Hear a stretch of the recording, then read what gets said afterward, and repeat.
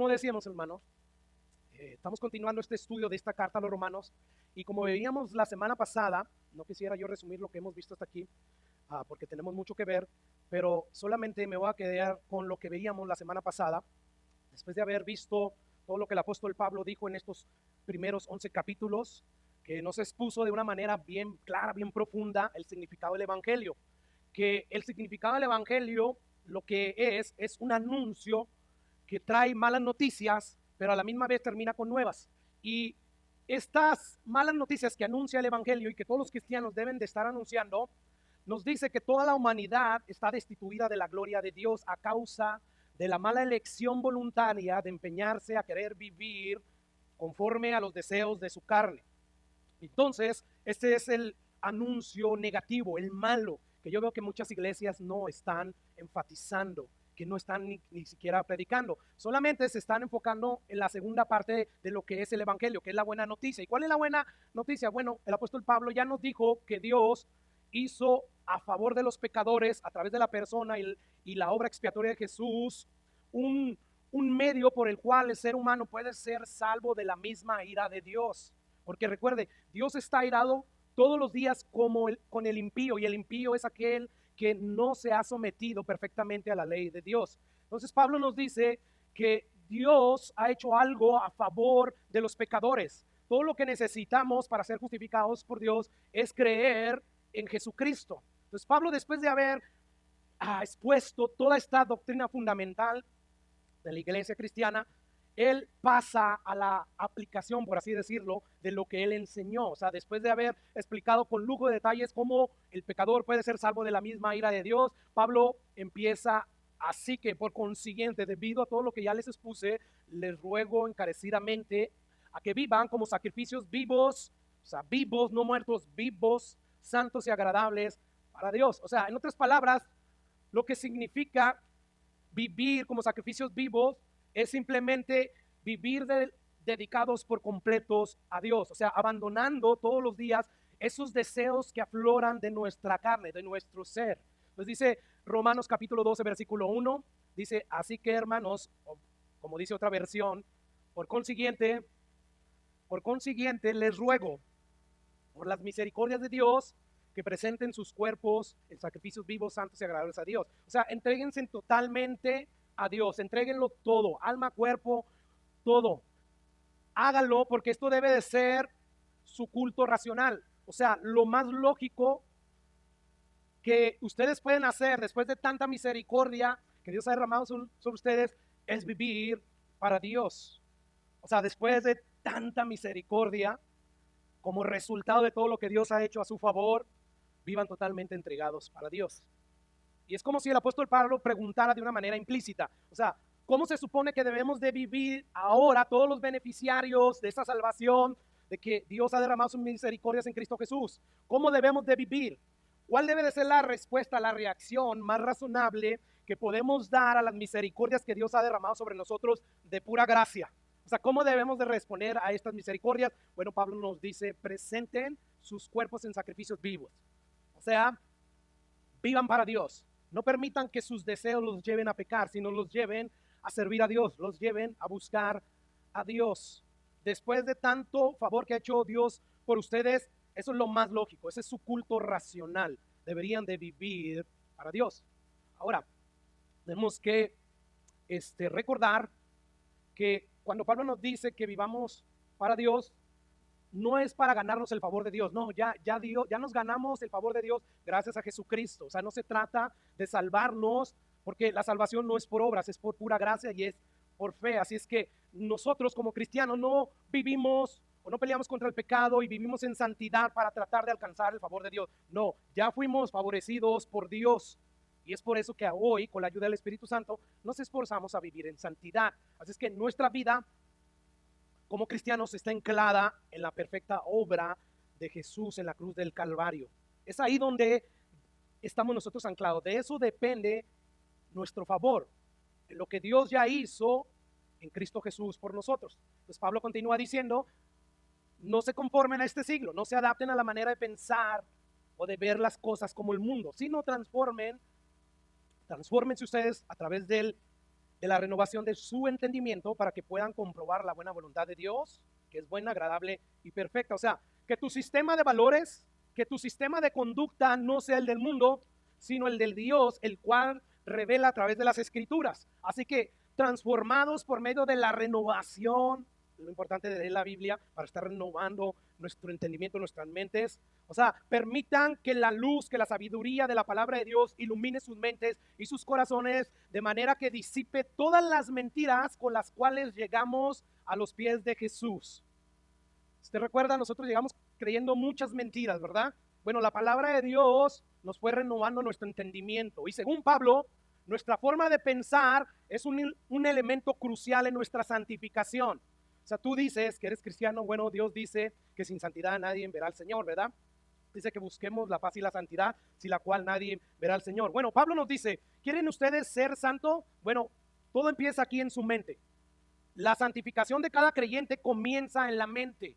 ¿Cómo así? O sea, santificación quiere decir apartarnos del mal. Bueno, comienza aquí, dejando que la palabra de Dios venga y disipe todas las mentiras que habíamos creído y que ahora la verdad de Dios empiece a apartarnos de todas esas cosas que antes creíamos que no eran malas. Así que Pablo está diciendo, es crucial la manera en la cual ustedes piensan. No se conformen a este siglo, transfórmense, apártense del mal por medio de la renovación de su entendimiento para que puedan comprobar cuál es la buena voluntad de Dios, perfecta y agradable. O sea, ¿quieres saber cuál es la voluntad de Dios, cómo vivir la vida? Bueno, Dios nos la manifiesta a través de todas las escrituras. Así es que, como puede ver, la santificación del creyente comienza aquí en la mente. Todos llegamos a los pies de Cristo en arrepentimiento y fe con mentiras, con un disco duro ya lleno de mentiras, pero la Biblia, o Dios mismo a través de la Biblia, empezó gradualmente a borrar todas esas mentiras y a ponernos su verdad. Así es que Pablo nos está diciendo, deja que la palabra de Dios, que las verdades de Dios que encuentras en la Biblia, transforme, cambie tu modo de pensar, la manera, la forma en que piensas. Y Pablo va a hablar acerca de 3 áreas fundamentales, las cuales nosotros tenemos que cambiar. Y la primera es, dice la Biblia, que la Biblia es útil para enseñar y para corregir, ¿verdad? Bueno, la Biblia cuando la abrimos empieza a transformar nuestra forma de pensar, primeramente con respecto a nosotros mismos. Hoy en día es muy popular decirle a la gente, tú eres un campeón, tú eres un grande, tú te esfuerzas, tú eres una guerrera. Bueno, lamento decirte que la Biblia nos dice todo lo contrario. O sea, en Cristo somos más que vencedores, pero por Él no hay nada en nosotros. O sea, por nosotros mismos no somos nada. Digo Jesús, apartado de mí nada pueden hacer. Entonces, lo primero que Pablo va a hacer es pedirnos que permitamos que la palabra de Dios transforme nuestra manera de vernos a nosotros mismos. Escucha lo que dice el versículo 3. Digo pues por la gracia que me es dada a cada cual que está entre nosotros, que no tenga más alto concepto de sí que el que debe tener, sino que piense de sí con cordura, con realidad, con sabiduría, con verdad, conforme a la medida de fe que Dios repartió a cada uno. O sea, Pablo nos está diciendo aquí, ¿quieres vivir como un sacrificio vivo, santo y agradable a Dios? Bueno, comienza con no dejar que te conforme el mundo a su modo de pensar. No. O sea, más bien deja que la palabra de Dios cambie tu manera de ver las cosas. O sea, la transformación comienza en la mente, con lo que tú piensas acerca de ti mismo. O sea, dice Pablo, ¿quieren vivir pues como sacrificios vivos? Bueno, empiecen por saber qué es lo que dice la Biblia acerca de ti, individualmente, particularmente. ¿Qué es lo que Dios dice acerca de mí? Y lo primero que nos dice es, Pablo, que nadie tenga más alto concepto de sí mismo que el que debe tener. O sea, que ninguno se crea mejor, superior que los demás, que nadie crea que por tener un buen don, que por cierto, Pablo dice de una manera enfática, el don es dado por Dios, que por tener alguna habilidad tú eres superior que los demás. No, dice Pablo, no, deja de pensar de manera errada, corrige tu manera de verte a ti mismo, corrige tu manera de cómo tú te estimas a ti mismo. Hoy en día, hermanos, cuando la psicología humana y la consejería bíblica se topan, ellas van en contra de sí mismas. O sea, la psicología humana te va a decir que el problema de aquellos que son tímidos, de aquellos que se aíslan y no quieren estar con nadie, es porque tienen un una autoestima baja. Pero la Biblia va a decir que es todo lo contrario. La Biblia va a decir, no, el problema de esas personas tímidas que no se asocian con nadie es que tienen una autoestima muy alto. O sea, ellos no quieren estar entre el público porque no quieren meter la pata, no quieren que nadie los vea como unos tontos ignorantes, pero eso es lo que somos al final de cuentas. Una persona que no lo sabe todo es una persona ignorante. ¿Sí? Tú y yo no sabemos todo acerca de la astrología, acerca de la física cuántica. Eso nos hace ignorantes, pero si yo de repente, sin crear este contexto, yo te digo, tú eres un ignorante, tú te ofendes. ¿Por qué te ofendes? Porque tu autoestima está muy elevada, o sea, tú te estimas más de lo que no eres. Tú eres un ignorante porque ignoras muchísimo más de lo que ni siquiera sabes que ignoras. Entonces te das cuenta, no es que tiene una autoestima baja, no. O sea, cuando hablamos de autoestima es estímate, valórate conforme al valor que en realidad tenemos. No conforme al valor que tú crees que tiene y que los demás te dicen que tiene. No sé si me estoy dando a explicar. Entre tú más creas, hermano, que no eres lo que Dios te dice que eres, tú tienes una autoestima muy alta de ti mismo. Y la Biblia nos dice que el ser humano sin Dios no es nada. Pero usted dígale eso a una persona y se va a ofender. Se ofende, creen que sí son algo cuando en realidad no lo son. Ese es el problema de todos los seres humanos, aún de los cristianos, que Pablo tiene que corregir eso dentro de los miembros de la iglesia de Roma. Nadie tenga un alto concepto del que no deben de tener. No, cada quien mírense a sí mismo con cordura, como dice la Biblia que son ustedes. O sea, todos nosotros creemos que somos más de lo que somos. Y queremos que otros nos vean como nosotros nos vemos. Pero esa vanagloria es una total contradicción con el evangelio que tú y yo decimos creer y que muchas veces no entendemos. Porque en el evangelio no hay lugar para jactancia. No. Romanos 3:27, lo vimos hace muchos meses atrás. Dice Pablo, ¿dónde pues está la jactancia? Queda excluida. ¿Por cuál ley? ¿Por la de las obras? No, sino por la ley de la fe. O sea que todo lo que hoy somos por pura gracia y por pura fe, y nadie se puede jactar. Así es que la salvación tiene que ser por fe, porque nosotros, por nosotros mismos, no tenemos ninguna obra que sea lo suficientemente buena como para poder presentarla delante de Dios y ganarnos su favor. Así que la salvación tiene que ser por fe y no por obras. ¿Dónde pues está la jactancia? Dice Pablo. Y es bien notable, hermanos, cómo el apóstol Pablo insiste en este asunto una y otra vez. O sea, Pablo conocía el poder destructivo que tiene la jactancia, tanto para tu propia alma y mi alma, como para la iglesia misma. Por ejemplo, en el capítulo anterior de Romanos 11:18, Pablo le dice a los gentiles, a los que no eran parte del pueblo judío, les dice a ellos, no se jacten contra los judíos. O sea, no se crean más. No por el hecho de que a los suyos vino, los suyos no le recibieron, significa que ustedes son mejores que los judíos. No se jacten. Romanos 11:20. Dice Pablo, bien por su incredulidad fueron desgajados, cortados, pero tú por la fe estás en pie. No te ensoberbezcas, sino teme. O sea, sitúate en tu lugar, no eres nada, estás ahí en la salvación por pura gracia. Romanos 11:25, porque no quiero, hermanos, que ignoren este misterio, que para que no seas arrogantes. Ya habla de jactancia, de ensoberbecerse, de arrogancia. Romanos 11:16 dice, unánimes entre ustedes, no altivos, sino asociándonos con los humildes. No sean sabios en su propia opinión. O sea, tú no te las sabes todas. Qué difícil es aceptar eso, ¿no? Y a veces recordarnos eso a nosotros mismos. O sea, no seas sabio en tu propia opinión. Estos pasajes que yo les acabo de citar nos enseñan implícitamente que debemos recordar continuamente lo que el evangelio nos dice acerca de nosotros mismos. ¿Y qué es lo que el evangelio nos dice acerca de ti y de mí, hermanos? Que somos pecadores, que no merecemos otra cosa más que la condenación en el infierno, y que si tenemos hoy alguna capacidad con la que podemos servir a otros y hacer a alguien el bien, es por la pura gracia de Dios que nos la fue dada. Escucha la pregunta que Pablo hace en su primera carta a los Corintios, capítulo 4, versículo 7. Escucha lo que dice Pablo. Porque, ¿qué te distingue? O sea, ¿qué te hace mejor o superior que a los demás hermanos? ¿O qué tienes que no hayas recibido? ¡Wow! ¿Qué tienes que no hayas recibido? Si todo lo que tenemos, lo tenemos porque lo recibimos de parte de Dios. Todo, pastor, todo. Tu provisión, tu mandado que tienes ahí en tu casa, la salvación, todo es todo en el griego.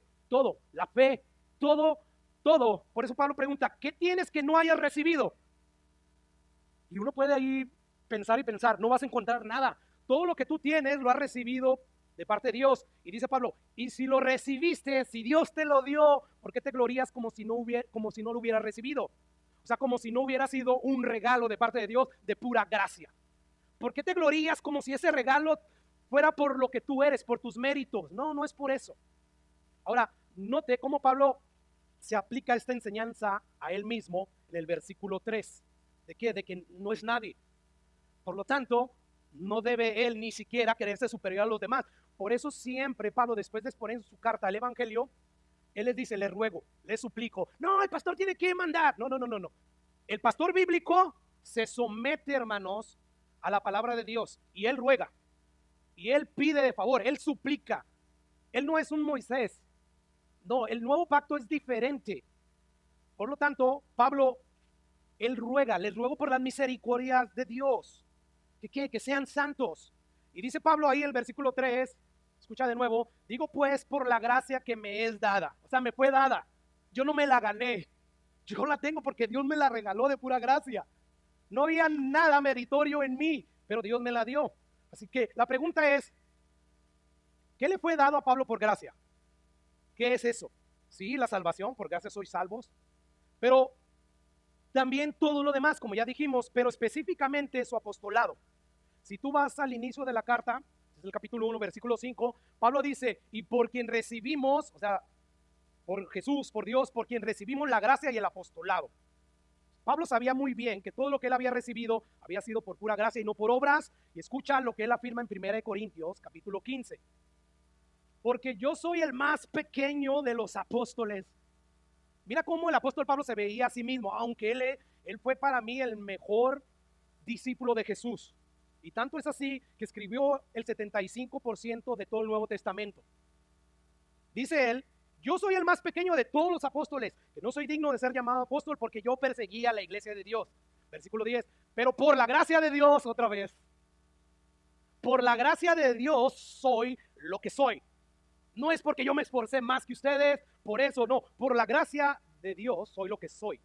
Y su gracia no ha sido en vano para conmigo. Antes he trabajado más que todos ellos, pero no yo, sino la gracia de Dios conmigo. Hablando de trabajar para que el evangelio fuera expandido, siguiera avanzando. Es que yo veo al apóstol Pablo bien ubicado, teniendo un correcto concepto de lo que dice Dios que es Él. Yo en estos pasajes, yo me doy cuenta que la gracia de Dios, de la cual Pablo está hablando aquí, es de la gracia que recibió de ser un apóstol.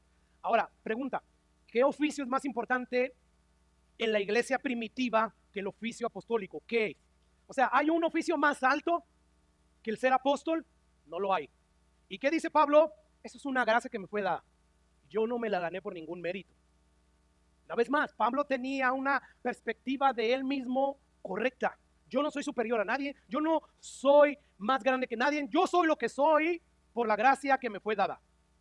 De hecho, Pablo insistió una y otra vez en recordar lo insignificante que él era delante de Dios sin la gracia de Dios en su vida.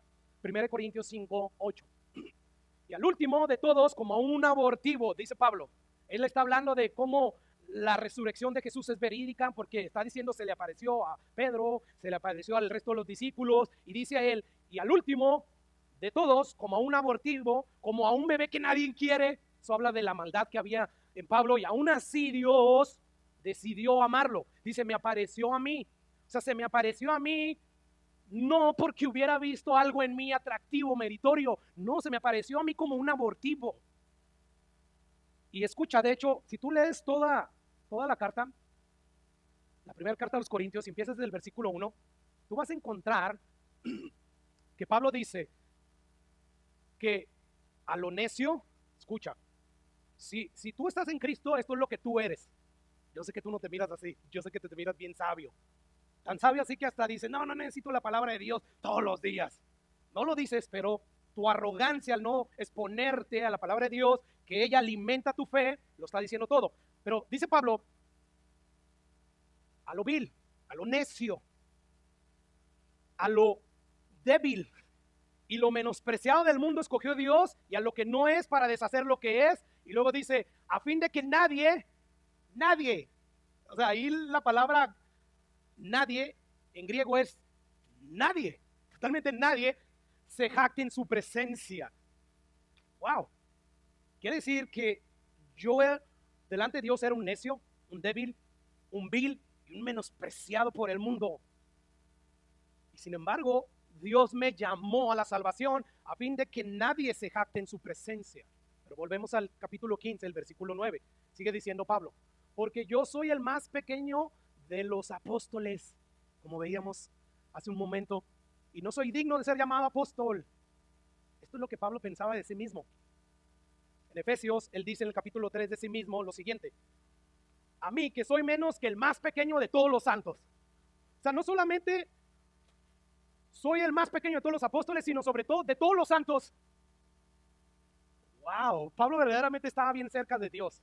Porque cuando tú estás bien cerca de Dios, tú empiezas a ver la santidad perfecta de Dios y entonces empiezas a ver tus imperfecciones. Y tus imperfecciones te llevan a deducir que ciertamente tú eres necio, eres vil, eres débil.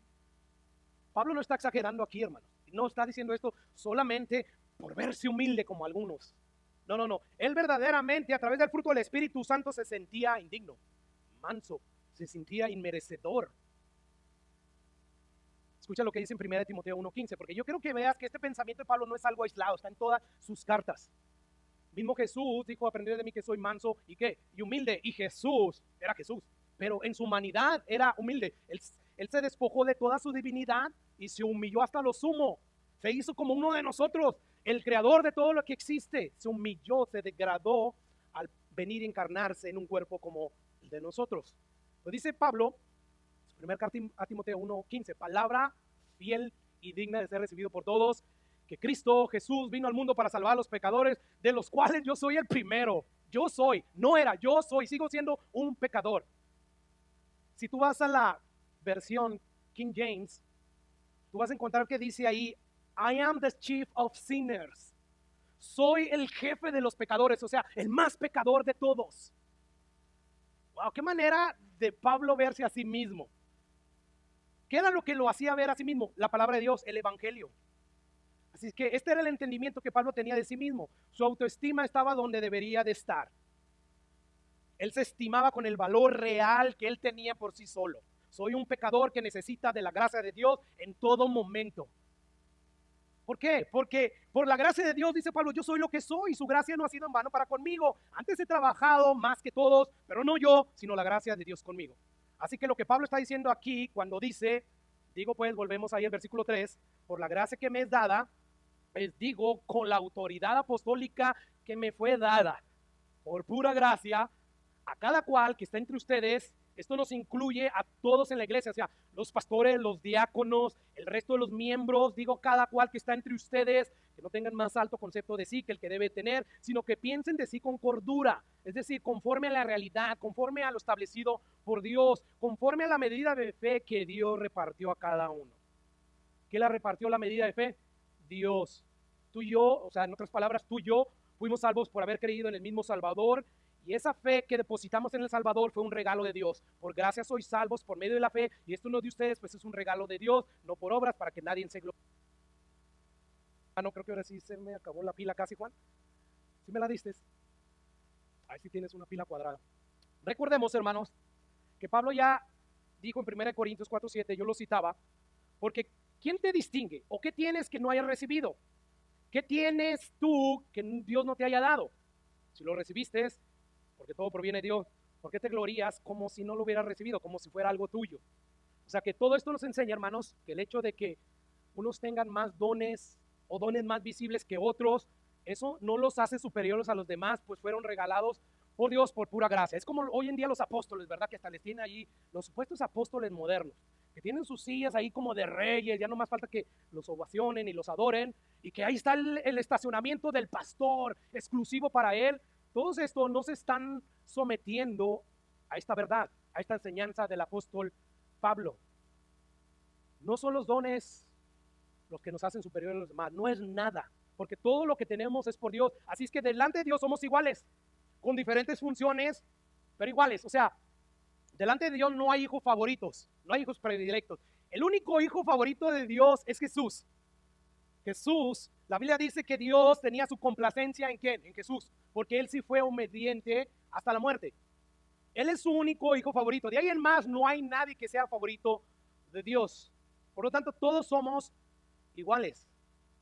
Todos somos amados por Dios y apreciados por Dios porque estamos unidos mediante la fe en Cristo Jesús. Así que esta realidad va a eliminar cualquier motivo de orgullo.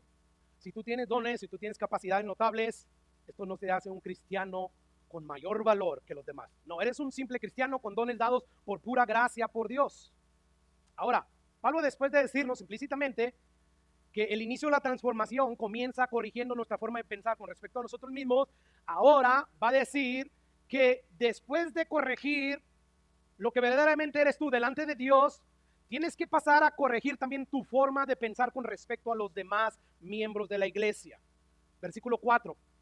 Porque de la manera en el que el cuerpo, tenemos muchos miembros, pero no todos los miembros tienen la misma función, escucha. Así nosotros, siendo muchos, somos un cuerpo en Cristo y todos los miembros los unos de los otros. Una vez más, Pablo va a corregir por la palabra de Dios lo siguiente.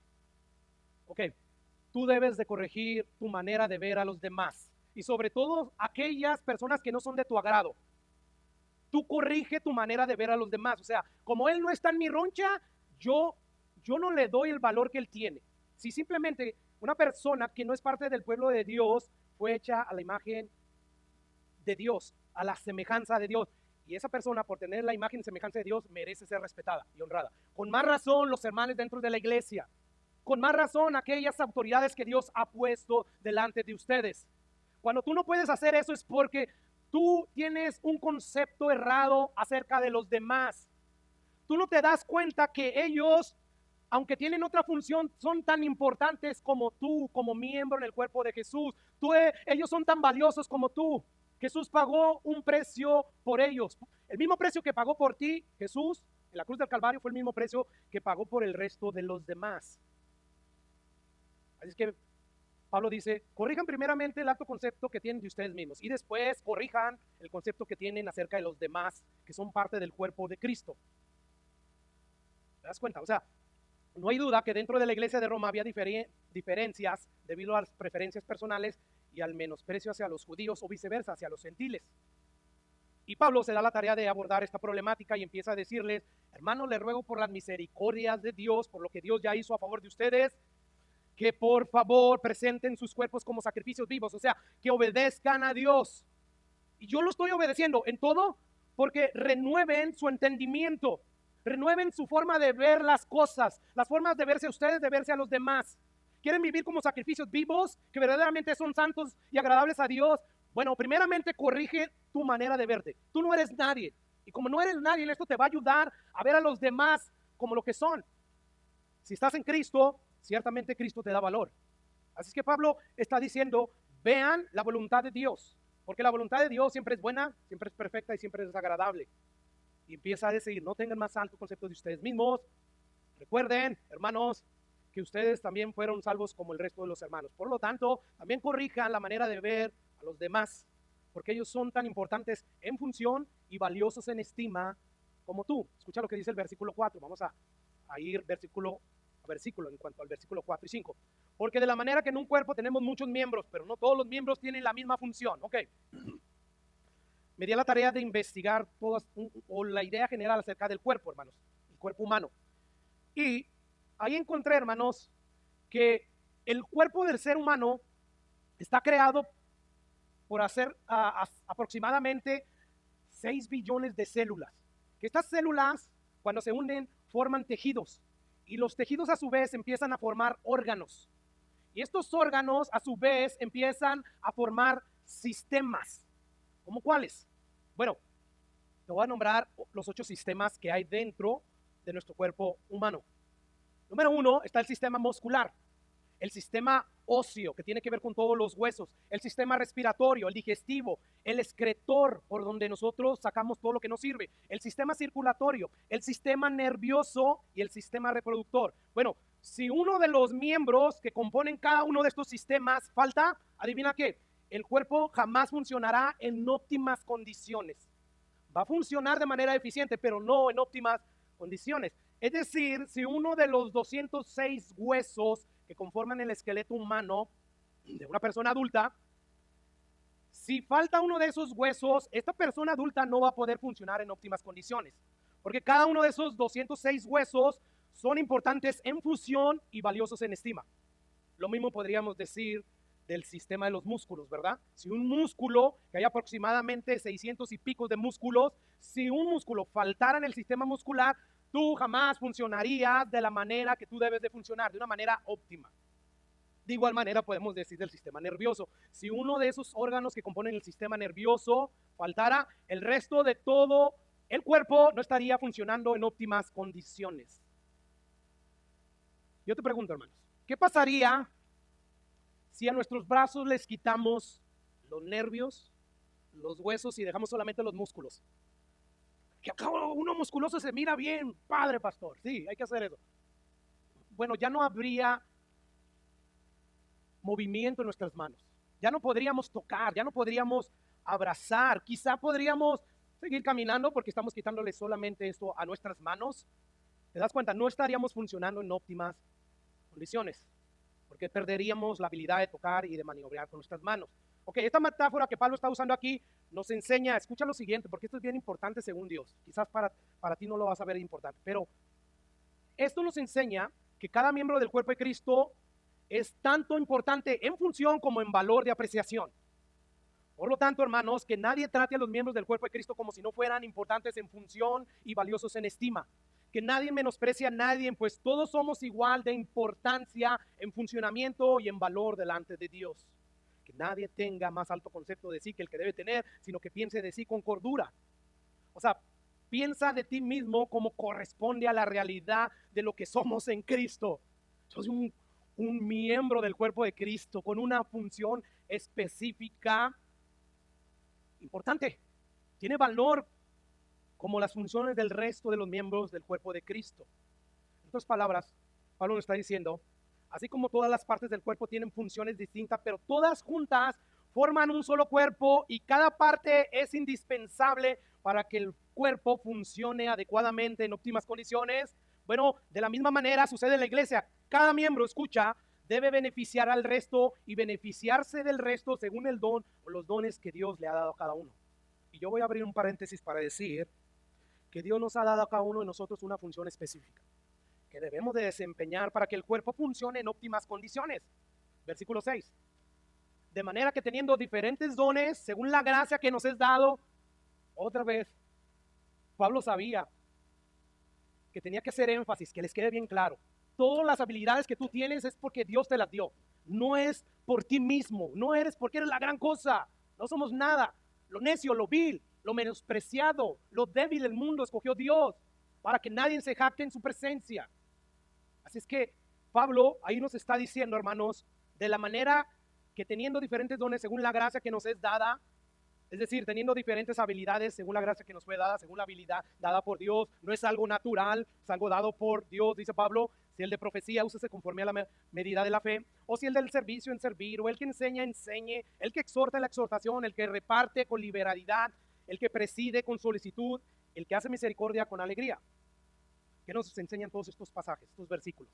Bueno, nos enseña que Dios nos ha colocado a cada uno de nosotros en este cuerpo local de creyentes, y nos ha dado habilidades para cumplir en dependencia del Espíritu Santo, una función específica dentro de esta iglesia que es parte de todo el cuerpo de Cristo universal. Por lo tanto, hermanos, no podemos vivir nuestras vidas separadas, aisladas de la iglesia, porque el versículo 5 nos dice que todos somos miembros los unos de los otros porque estamos unidos a Jesús por el mismo Espíritu. Yo creo que esto, hermanos, sí requiere de una renovación radical en nuestro entendimiento, porque vivimos en una generación individualista, que cada quien quiere hacer las cosas por sí solos. O sea, en esto sí me uno con ustedes, pero en esto otro no, pastor. Cada quien que le haga como quiera. Eso está mal. Hoy en día hay un montón de personas que dicen ser cristianas y que nunca se han hecho miembros de ninguna iglesia pudiendo hacerlo, porque yo sé que hay personas donde viven en lugares inhóspitos, donde no hay iglesias. Pero Pablo nos dice que nos necesitamos mutuamente. Pablo nos dice que debemos beneficiarnos mutuamente, cada cual con la capacidad que Dios le dio. ¿Sabe que el error que Pablo trató de corregir en la primera carta a los Corintios, en el capítulo 12, fue que los hermanos están divididos entre ellos por el tema de los dones? No, que Pablo tiene mejor dones, no que Apolo, no que Pedro. Como si algún hermano fuera más importante que otro por las capacidades que Pablo ya nos dijo una y otra vez que nos fueron dadas por Dios, que les fueron dadas por Dios. O sea, en vez de verse a sí mismo como partes de un cuerpo necesitados de los demás, no lo estaban haciendo así. Escucha lo que dice 1 Corintios, capítulo 12, versículo 17. Dice Pablo, si todo el cuerpo fuese ojo, ¿dónde estaría el oído? Si todo fuese oído, ¿dónde estaría el olfato? Mas ahora Dios ha colocado los miembros, cada uno de ellos, en el cuerpo como Él quiso. No como tú quieres, como Él quiso. Porque si todos fueran un solo miembro, ¿dónde estaría el cuerpo? O sea, esto nos enseña que un solo miembro no hace a un cuerpo por más importante y grande que sea su don o su capacidad. No. O sea, mi cabeza, yo creo que podríamos decir que uno de los miembros más importantes del cuerpo humano es la cabeza, ¿verdad? Ahí está el cerebro. Ahí está el control de todas las cosas. Bueno, mi cabeza por sí sola, hermanos, no sirve para nada. No importa lo visible que sea mi cabeza, no sirve para nada. ¿Alguna vez usted ha visto una cabeza andando, teniendo vida por sí sola? No, nunca. O sea, ni en las películas de ficción, en las caricaturas. Había una caricatura de Mazinger, no sé si era Mazinger Z, el Dr. Hell y el Capitán Ashley, él traía una cabeza aquí, ¿verdad? Pero él la traía, su cuerpo la traía cargando. O sea, y eso es ciencia ficción. Bueno, hermano, la cabeza es muy visible, sí, pero no sirve para nada sin el resto del cuerpo. Y lo mismo sucede en la iglesia. Nos necesitamos unos a otros para beneficiarnos mutuamente, cada cual con la capacidad que Dios le dio. En la iglesia de Cristo no existe tal cosa como el supermiembro, el superpastor que puede vivir la vida cristiana por sí solo. No importa sus dones, no importa la posición que él tenga. No, todos formamos juntamente un cuerpo con diferentes funciones. Escucha lo que Pablo sigue diciendo en su primera carta a los Corintios, capítulo 12, pero este es el versículo 20. Nos quedamos ahí en el 18. Dice Pablo, pero ahora son muchos los miembros, pero el cuerpo es uno solo. Ni el ojo puede decir a la mano, no te necesito, ni tampoco la cabeza a los pies, no tengo necesidad de ustedes. ¿Te das cuenta cómo nos necesitamos mutuamente? Todos. Dice el versículo 22, antes bien los miembros del cuerpo que parecen, note ahí que dice que parecen, no que son, que parecen más débiles, ¿qué son, hermanos? Son los más necesarios. O sea, los miembros que parecen más débiles que los demás, o sea, en comparación con los otros dones más impresionantes, Pablo dice, esos miembros que parecen más débiles son los más necesarios. Recuerda, esta no es la opinión de Pablo. Pablo está siendo inspirado por el Espíritu Santo. Por lo tanto, hermanos, tú que tal vez piensas, yo no soy ni maestro, yo no sirvo para nada, yo no soy importante. Bueno, quizás tú eres de esos miembros, de los más débiles, que no parecen, pero son los más necesarios. Porque una iglesia, hermanos, no se sostiene por el trabajo del predicador. Sí, él es el más visible porque cada domingo tiene que exponer la palabra de Dios. Pero escucha esto, si el resto de los miembros de la iglesia no hacen lo que tienen que hacer en el resto de la semana, el cuerpo va a terminar siendo deficiente. Entonces, ¿quiénes son los más necesarios? Bueno, según Pablo, los más necesarios son aquellos que la semana hacen cosas que no son visibles para la mayoría, pero sin las cuales el cuerpo como un todo no podría crecer y madurar. ¿Y qué es lo que hacen? ¿O qué es lo que deberían de hacer? Los más débiles, que son necesarios, interceder, orar por cada servicio, predicar el evangelio, hacer discípulos. O sea, usar su tiempo sabiamente para hacer estas cosas. Escucha lo que dice Efesios 4:11. Dice Pablo, y él mismo, o sea, Jesús constituyó a unos apóstoles, a otros profetas, a otros evangelistas, a otros pastores y maestros. ¿Con qué propósito, hermanos? A fin de perfeccionar a los santos. Yo estoy aquí para perfeccionarte. Esa es mi función. Dios me la regaló. Yo no era lo que yo quería. Yo le huía a predicar la palabra de Dios, pero yo estoy aquí por llamado, no por vocación. He aprendido a amar ya este llamado. Al principio no, yo lo detestaba. Esta es mi función. Aquí me estableció Dios como pastor. A él le agradó, no sé por qué. No sé lo que él vio en mí, con el propósito de perfeccionarte a ti a través de la palabra de Dios. cuando es predicada. Es ahí lo importante de asistir a la iglesia. Pero cuando tú no ves lo importante que dice Dios, que es asistir a la iglesia, faltas cuando quieres. Pero según Dios, dice que Él instituyó pastores y maestros a fin de perfeccionar a los santos para la obra del misterio, para la edificación del cuerpo de Cristo, hasta que todos lleguemos a la unidad de la fe y del conocimiento del Hijo de Dios, a un varón perfecto, a la medida de la estatura de la plenitud de Cristo. Yo te pregunto, ¿ya llegaste ahí? Y entonces, ¿por qué menospreciamos la exposición de la palabra de Dios? ¿Por ignorancia? ¿Por tu concepto errado? ¿Porque estás en la carne? ¿Porque estás muertos en tus delitos y pecados? ¿Porque ni siquiera eres salvo? Porque las ovejas de Dios, Jesús es bien claro, oyen su voz y lo escuchan. Lo persiguen, se esfuerzan. Hay momentos en la carne que andamos donde no queremos escuchar la palabra de Dios, pero son momentos precisamente momentáneos, no son momentos habituados. Por lo tanto, dice ahí Pablo que Dios puso a pastores para perfeccionar la vida de ustedes a través de la predicación de la palabra, para que ya no sean niños fluctuantes. ¿Has visto esas personas? A veces están bien encendidas con el Señor, a veces bajan. Por esto, porque les hace falta esto. Para que ya no sean niños fluctuantes llevados por doquier de viento o doctrina, cualquier enseñanza, por estratagemas de hombres que para engañar emplean con astucia las artimañas del error. Dice el versículo 15, sino que siguiendo la verdad de Dios, a través de toda la palabra, a través de las escrituras, en amor, crezcamos en todo. En aquel que es la cabeza, que esto es Cristo, de quien todo el cuerpo, bien concertado y unido entre sí por todas las coyunturas, que se ayudan mutuamente. ¿Quieres ayudarme? Ora por mí. En vez de criticarme, ora por mí. Esto ayuda al cuerpo del Señor, según la actividad propia de cada miembro. Porque no eres pastor, ¿verdad? A lo mejor eres de los miembros más débiles, pero más necesario. Ora, intercede, predica el evangelio, discipula, empieza por tus hijos, dales clases. No, es que aquí no hay escuela dominical. La escuela dominical ni siquiera es bíblica. La iglesia primitiva no tenían eso. Cuando habían las cartas de Pablo decían, y a los jóvenes todos estaban reunidos. Ahí no había distinción. Yo no estoy en contra de la escuela dominical. Cuando hay maestros, gloria al Señor. Sin embargo, la escuela dominical ha destruido más que lo que ha edificado. ¿Por qué? Porque los padres delegan la responsabilidad, como si fuera la responsabilidad, a los maestros de escuela dominical. Es nuestra responsabilidad educar a nuestros hijos para que crezcan, para que como Timoteo, recuerda que las escrituras, que las sabes desde la niñez, te pueden hacer sabio para la salvación verdadera, la salvación que transforma, que cambia radicalmente, no que te hace oír música cristiana, leer la Biblia aquí y allá, no, que te transforma y que cada vez te lleva más y más a Cristo. Ese tipo de salvación, la que puede hacer la doctrina, crear a través de la verdad. Así que esto quiere decir, estos pasajes que hemos leído, que todos juntos crecemos haciendo cada cual lo que tiene que hacer. Y dicho sea de paso, esto quiere decir que la misma responsabilidad que yo tengo de estar aquí domingo a domingo, pase lo que pase, me sienta como me sienta.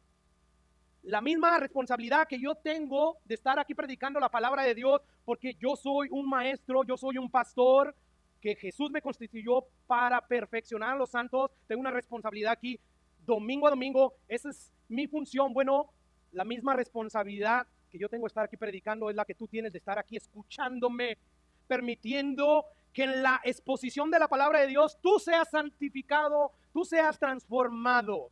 Lo acabamos de leer en Efesios. Dios constituyó para esta iglesia local a este pastor torpe, imperfecto, que comete errores, sí, pero que tiene una sinceridad por conocer más y más a Dios. Yo me preparo a hacer mi responsabilidad, yo voy a dar cuenta delante de Dios un día y tú vas a dar cuenta por todo lo que tú hiciste cada domingo cuando se exponía la palabra de Dios. Tú eres responsable, yo soy responsable también, cada uno según su función. Es que cierro este paréntesis para regresar a la idea general de estos pasajes. Yo concluyo aquí que Pablo está diciendo, dejen de menospreciar a los demás, porque cada uno de ellos es tan importante en función como en valor y en estima, como tú lo eres. Así que esos aires de superioridad que desaparezcan de ti. Piensa que cada vez que quieres exaltarte sobre los demás, es algo absurdo como decir, yo soy más importante que yo. Eso suena absurdo, ¿verdad? Si yo dijera, yo soy más importante que yo, no tiene sentido, ¿verdad? Porque yo como un todo, yo soy. Así es que tú no puedes decir, yo soy más importante porque soy el pastor, porque soy el apóstol. No, eres uno de los muchos miembros que conforman el cuerpo de Jesús como un todo, como una unidad. Es que es absurdo. Concluyendo este punto, ¿quieres vivir como sacrificio vivo, santo, agradable a Dios? Bueno, empieza corrigiendo la forma en cómo te miras. Eres un simple necio, vil, menospreciado, débil. Sin Jesús, lo eres. Si Jesús, si Dios te quitara su Espíritu Santo, dejara de refrenar tu maldad por la disciplina que a veces nos da, nos volveríamos cosas que nos sorprenderíamos. Nos volveríamos en el pecado. Pero bendita su gracia y misericordia que no lo permite. Así es que corrige tu manera de verte y además corrige la manera de ver a los demás. La forma en que tú miras a los demás cuenta. Dice Pablo, el amor sea sin fingimiento, sin hipocresía, sincero. Aborrezcan lo malo, sigan lo bueno. Ámense los unos a los otros con amor fraternal.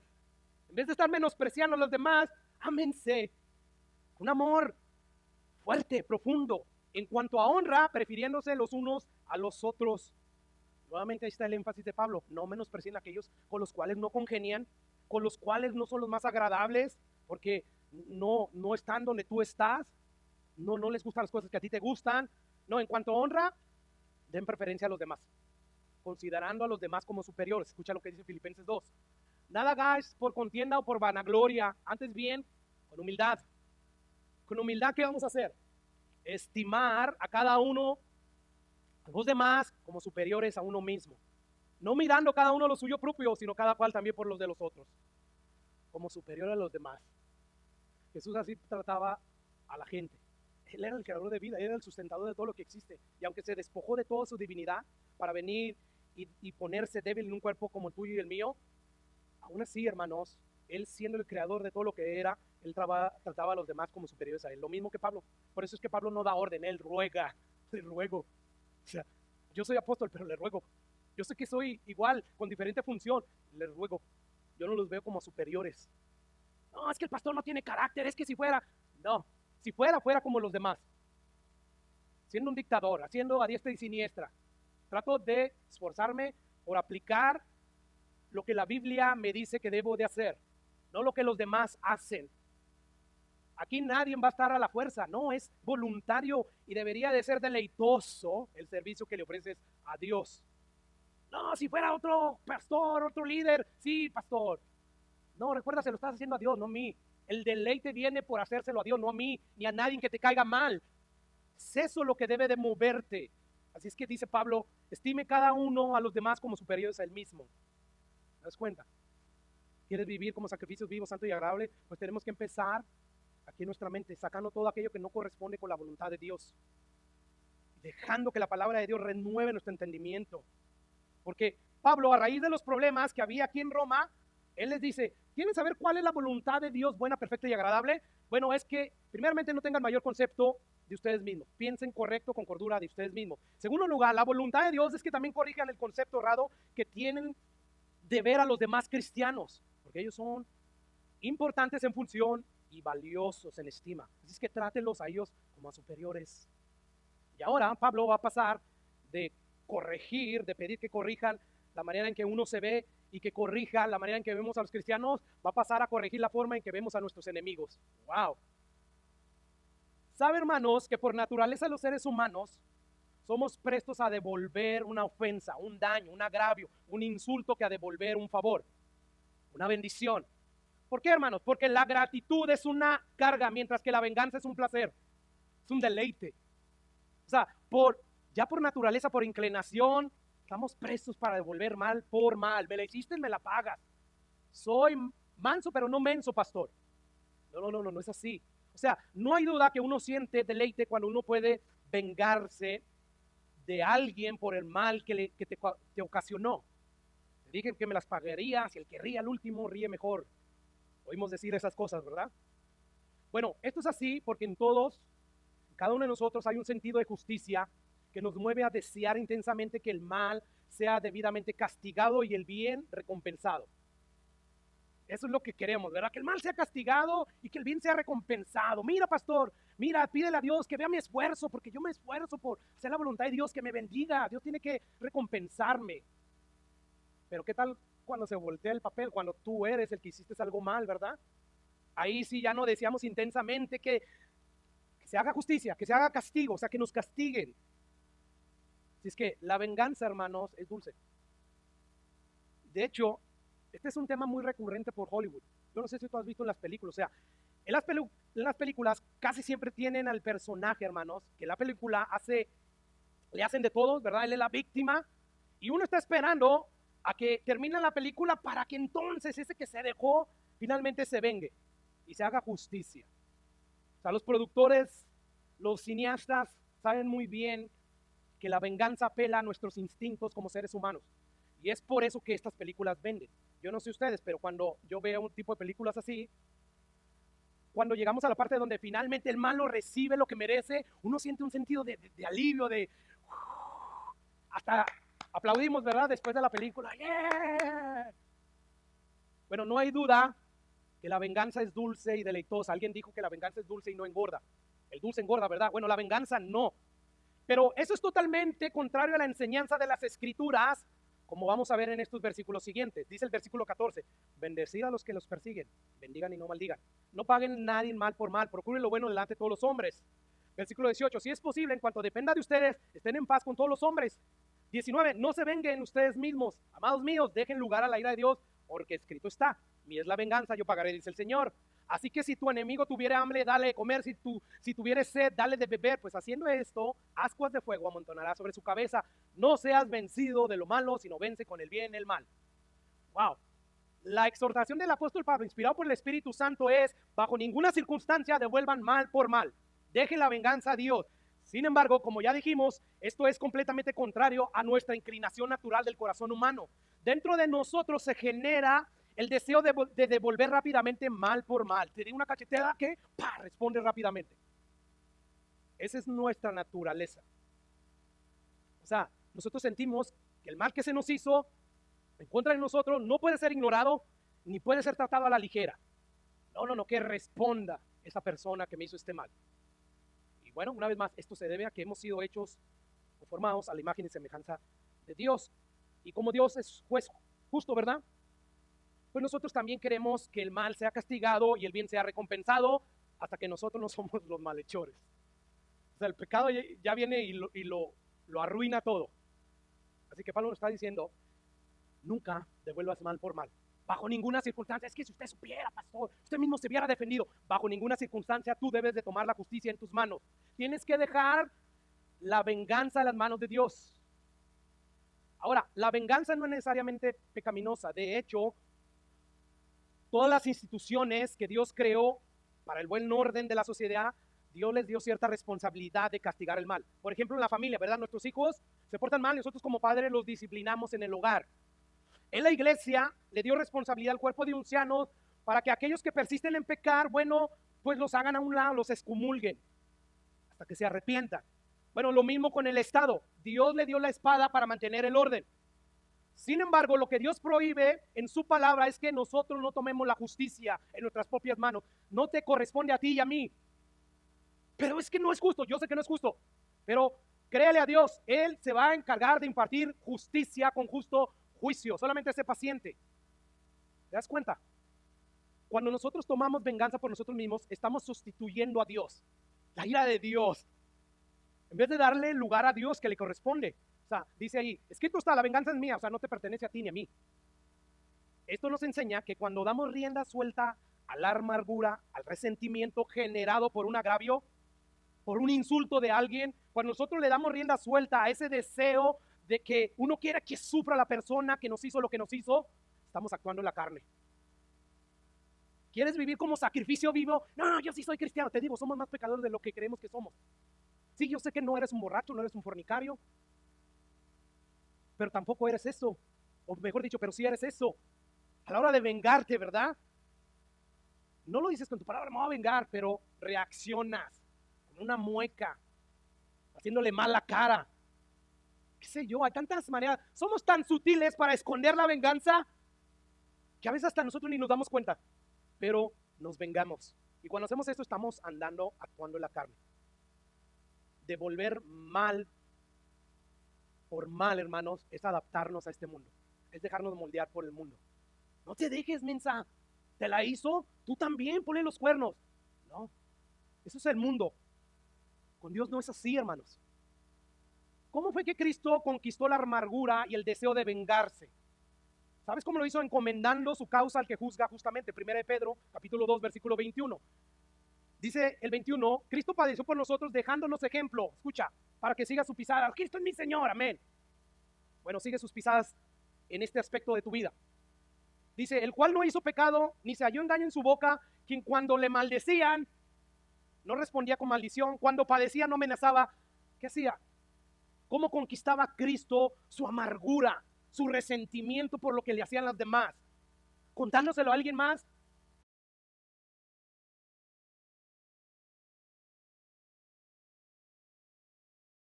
Bendecid a los que os persiguen, bendigan, no maldigan. Estas son el eco de las palabras que Jesús dijo en Mateo 5:44. Oíste que fue dicho, amarás a tu prójimo y aborrecerás a tu enemigo. Eso no era el pasado, ojo por ojo, dientes por diente, ¿verdad? Ya no es así. Pero yo les digo, amen a sus enemigos, bendíganlos, háganle bien a los que los aborrecen, oren por ello. Pastor, esto es algo que yo sí hago, yo sí oro por mis enemigos. Me imagino las oraciones de la carne. Señor, manda fuego, consúmelos, mira. Quizás no lo dices así, pero sí estás pidiendo porque Dios haga algo, pero no que lo salve, no que tenga misericordia de él, sino que le dé su merecido, ¿verdad? Estamos a veces como Juan y Jacobo, los dos hermanos. ¿Qué, Jesús, quieres? Como no te recibieron aquí, ¿quieres que oremos al Padre para que envíe fuego y los consuma como en los días de Elías? Eso es bíblico. Ellos querían hacer eso. No entienden ustedes, les dijo Jesús. Wow. Pues no es la voluntad de Dios pedirle, Señor, mira, dale su merecido a esta persona que me está haciendo mal. No, recuerda que Dios no quiere la muerte del impío, no quiere que nadie se pierda, quiere que todos procedan al arrepentimiento. Por lo tanto, amen a sus enemigos, bendíganlos, háganles bien, oren por ellos. Escucha lo que sigue diciendo Jesús, para que seas hijos de vuestro Padre que está en los cielos. Cuando tú haces eso, verdaderamente estás manifestando que eres hijo de Dios, porque el Espíritu Santo de Dios está ahí, y el fruto que es amor, gozo, paz, paciencia, benignidad hacia los que te hacen mal, se está manifestando. Dice Jesús, entonces van a manifestar ustedes que son hijos del Padre que está en los cielos, que hace salir su sol solamente sobre los justos, sobre los malos, y hace llover. O sea, haz lo que el Padre hizo contigo cuando todavía eras un enemigo de Dios antes de venir a los pies de Cristo. Él no te consumió por tus pecados, sino que aún así hacía salir su sol para bendecirte, hacía llover sobre ti. Así que debemos orar por nuestros enemigos para que les vaya bien. Y la medida de nuestras posibilidades, hacerles bien. Escucha lo que dice Pablo, su primera carta a los Corintios, capítulo 13, versículo 4. Dice él, el amor es sufrido. Ajá, amén. Pero es que yo no quiero. No, ama, es una orden. Es que no lo siento, no tiene que ver nada con sentir, con obedecer. Es como, cántenme, hoy no quiero cantarte, Dios. No te emborraches, hoy no quiero obedecerte, voy a emborracharme. No, ¿verdad? No es como lo sientes. Tú haces lo que tienes que hacer porque es una orden de Dios. Bueno, el amor es sufrido, es benigno el amor, es paciente, todo lo soporta, todo lo aguanta. El amor de Jesús, o sea, no es ni siquiera es el tuyo. O sea, tú no lo tienes que hacer en tus fuerzas, es fruto del Espíritu Santo. Por lo tanto, no apagues al Espíritu Santo, no lo contristes, llénate de Él para que puedas tú responder así. ¿Te das cuenta? O sea, estoy siendo maltratado por esta persona, ora por él.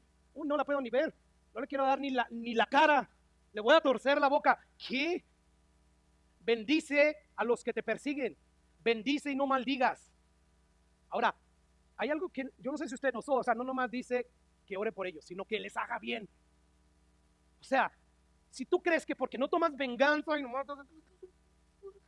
y retuviste esa venganza, crees que ya estás bien delante de Dios, dice Dios, no, eso no es suficiente.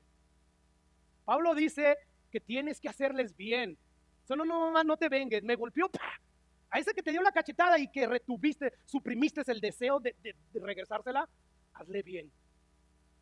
¿Qué? Que yo le haga bien a esta persona. Eso es lo que dice la Biblia.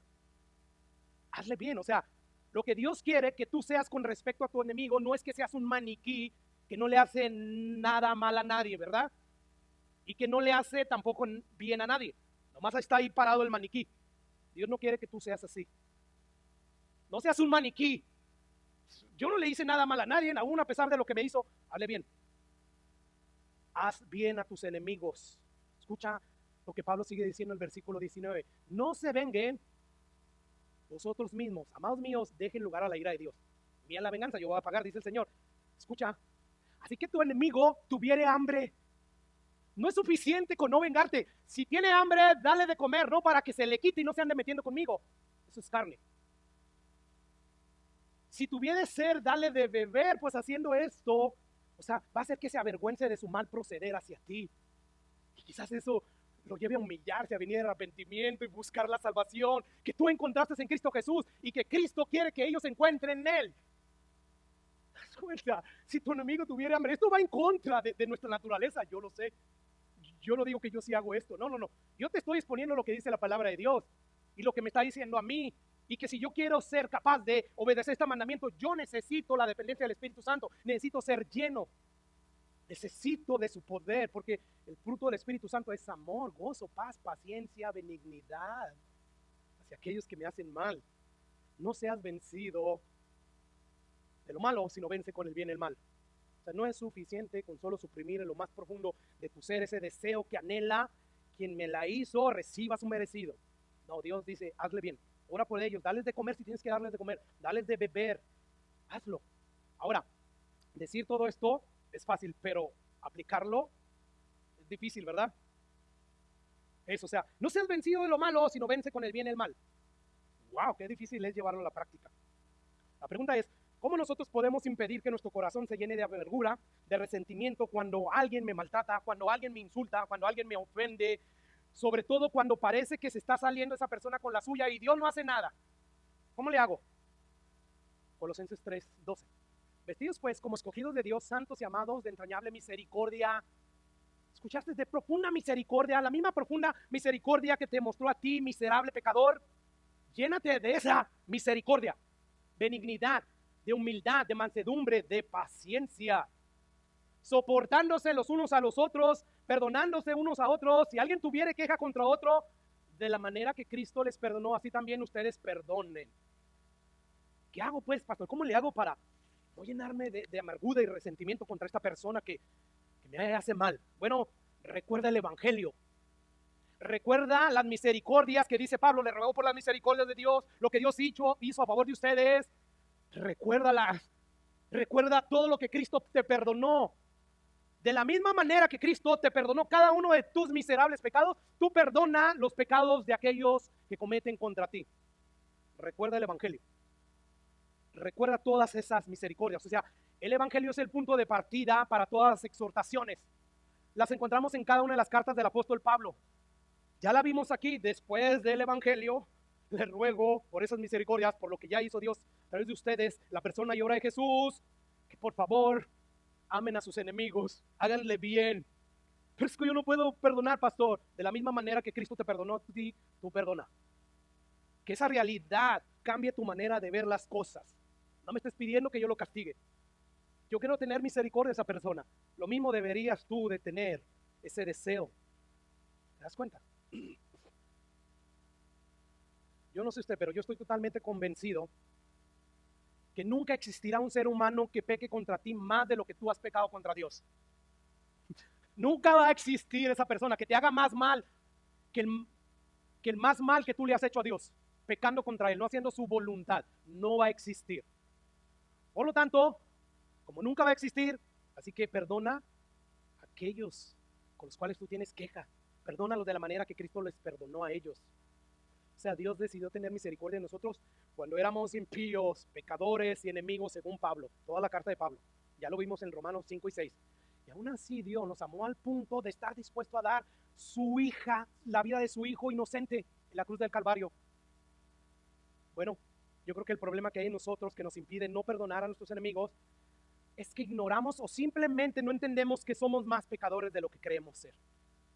Pero el Evangelio nos dice que si la gracia de Dios, tú y yo somos 1000 veces más pecadores que como nos percibimos. Claro que sí. El problema no, o sea, no es la Biblia, eres tú, a la manera de percibirte a ti mismo. Escucha lo que dice Hebreos 4:13. Y no hay cosa creada que no sea manifiesta en la presencia de Dios. Antes bien, todas las cosas están desnudas y abiertas a los ojos de aquel a quien tenemos que dar cuenta. Todas las cosas que tú has hecho mal en estos 25, 30, 50, 100 años que tienes, todas esas cosas estuvieron abiertas a los ojos de Dios y las sabe. Tú ya no te acuerdas de ellas, pero el hecho de que tú no te acuerdes de ellas no significa que no hayas pecado múltiples veces, muchísimas veces, infinidad de veces contra Dios. Y el problema es ese, tú no te ves así de pecador porque tú ya no te acuerdas de todos esos pecados. Dios, que es omnisciente, que todo lo sabe y que sí los tiene, si pudiera mostrarnos la lista y te dijera, mira, todos estos pecados tú has cometido, entonces te mirarías como lo que verdaderamente eres, más pecador de lo que tú crees que eres. Dijo Jesús, de toda palabra ociosa que hablen los hombres, de ella darán cuenta en el día de juicio. O sea, todas esas palabras que hablaste con resentimiento para dañar a los demás porque te dañaron a ti primero, tú vas a dar cuenta de cada una de ellas. ¿Te das cuenta? Somos más pecadores de lo que creemos ser. Wow. O sea, el no tener la capacidad de tener presente cada uno de nuestros pecados que hemos cometido nos lleva a percibirnos erradamente, creyendo que no somos tan malos como nuestros enemigos. Por lo tanto, dale a él que me está haciendo mal, Dios. Hay algo que Charles Spurgeon, el príncipe de los pastores, que ya murió siglo pasado, dijo muy acertadamente. Esto a mí cuando lo vi por primera vez, antes de abrazar las verdades de la gracia, me llamó mucho la atención y hasta el día de hoy lo conservo. Dice él, hermano, si algún hombre piensa mal de ti, no te enojes con él, porque tú eres peor de lo que él piensa que eres. Si te acusa falsamente por algo, quédate tranquilo, porque si te conociera como Dios te conoce, podría cambiar la acusación y te aseguro que no saldrás beneficiado por ese cambio. Si ese hombre pinta un cuadro moral de ti y es feo, se empieza a hablar mal de ti, quédate satisfecho, porque todavía necesitaría muchos toques de negro para acercarse más a la realidad de lo que tú eres. Esta cita de Charles Spurgeon humilla a cualquiera que mantiene el evangelio en su mente y que recuerda que necesitamos a un Salvador. Tú no conoces lo que Dios piensa de ti. Tú te vas a ver como lo que eres. Es por eso que Isaías, al sentir nada más un destello de la presencia del Señor, cayó como muerto. ¡Ay de mí, que soy hombre de labios inmundos! Juan, ¿verdad? En el Apocalipsis cayó como muerto. Ezequiel, yo cuando vi al Señor, ¿de qué Dios estás hablando? ¿Del que se revela la Biblia? ¿O el que tú formulas con tus propias opiniones por ciertos pasajes? Dios es más santo de lo que tú crees. Y tú eres más pecador de lo que tú crees. Lo somos. Constantemente, ¿sabes cuál es el mandamiento que estamos desobedeciendo? Yo creo que segundo a segundo, amarás al Señor con toda tu mente, toda tu fuerza, todo tu corazón. Cuando estamos aquí o estás en una enseñanza en tu casa, en un estudio bíblico, y no está toda tu mente ahí, estás pecando con Dios y ni cuenta te das. Por lo tanto, hermanos, recuerda esto, recuerda el Evangelio, recuerda de dónde nos sacó el Señor. Eso te va a ayudar a tener misericordia de los que te hacen mal. Oh, es que si usted viera, pastor, yo le he hecho puro bien, y mire cómo me paga. Es lo mismo que tú haces con Dios. Tú pisoteas la bondad de Dios día a día, aún con el Espíritu Santo. Te hace bien, y tú pecas contra Él. Y aún así tiene misericordia de ti. Por lo tanto, si alguien tiene una queja contra alguien, perdonados los unos a los otros de la misma manera que Cristo los perdonó a ustedes. Esto es difícil, pastor, lo sé, pero piensa en el Evangelio. Piensa en lo que Dios hizo por ti, cómo Él te perdonó, cómo Él hace salir hasta el día de hoy su sol y te bendice, cómo Él hace llover. O sea, esto está hablando de las bendiciones de Dios. Sus misericordias son nuevas cada mañana para contigo, por lo tanto, da lo mismo. Da misericordia para tus enemigos. Hagámosles bien. Pero ya le dije, pastor, que usted no conoce a mi archienemigo. Él me trata sin mal, sin razón alguna. A pesar de que yo le hago bien, no importa. Como quiere, síguele haciendo bien. Hazle bien cada día de tu vida. Y para terminar, si tú no recuerdas, hermano, que tú mereces la ira de Dios, tú no vas a ti no se te va a hacer fácil perdonar a tus enemigos. Pablo nos dice, es como si nos dijera, yo sé que te tratan injustamente, sé que esa persona merece ser castigada por todo lo que te ha hecho, pero no te corresponde a ti aplicar el castigo. Dios se va a encargar de ese caso. Déjalo hacer él su trabajo. Por lo tanto, tranquilo. Él sí ve la maldad de cualquier ángulo, pero tú no. Así es que espera en él. Dice el versículo 20 nuevamente, así que si tu enemigo tuviera hambre, dale de comer. Dale de comer. No, hombre, yo que le voy a dar de comer a esa hija de su, quién sabe qué, que se pudra en el infierno. Estás actuando en la carne. Eso no es de un verdadero lleno del Espíritu, de un verdadero cristiano lleno del Espíritu Santo. Esta es una inclinación natural de tu corazón. Sin embargo, empieza por recordarte el Evangelio y depende del Espíritu Santo. Porque el fruto del Espíritu Santo, como dije, es amor, paz, paciencia, benignidad, bondad, fe, mansedumbre, templanza. Recuerda que la vida cristiana es algo sobrenatural. Hemos nacido de nuevo. O sea, hemos sido regenerados por el Espíritu Santo de Dios. Así que amar a nuestros enemigos va a depender de cuánto dependemos del poder del Espíritu Santo. Recuerde lo que Pablo nos dijo en Romanos capítulo 8, que de ahí surgió una serie, ¿verdad? En medio de este estudio de la carta a los romanos, matando la carne. ¿Cómo? Por el Espíritu. Dijo Pablo, si por el Espíritu haces morir las obras de la carne, me quiero vengar, pastor, por el Espíritu. No por tus propias fuerzas. Si tú haces eso, vas a vivir como sacrificio vivo delante de Dios. En otras palabras, vas a ser capaz no solamente de poder ver tu real condición y que te va a ayudar a tratar a los demás como Dios quiere que lo trates, sino también te va a ayudar a amar a tus enemigos. Recordemos cómo Jesús reaccionó ante sus enemigos por el poder del Espíritu Santo. Dice que cuando él fue bautizado, el Espíritu Santo vino sobre él, ¿verdad? Y el poder del Espíritu Santo está sobre mí y me ha dado autoridad. ¿Para qué? Para anunciar las buenas noticias, ¿verdad? Pero también vivir fuera del pecado. Dice Pedro, como ya leímos, el cual no hizo pecado ni se halló engaño en su boca, quien cuando le maldecía no respondía con maldición, cuando padecía no amenazaba, sino que encomendaba la causa al que juzga justamente. Amén. Depende del Espíritu Santo. Vamos a orar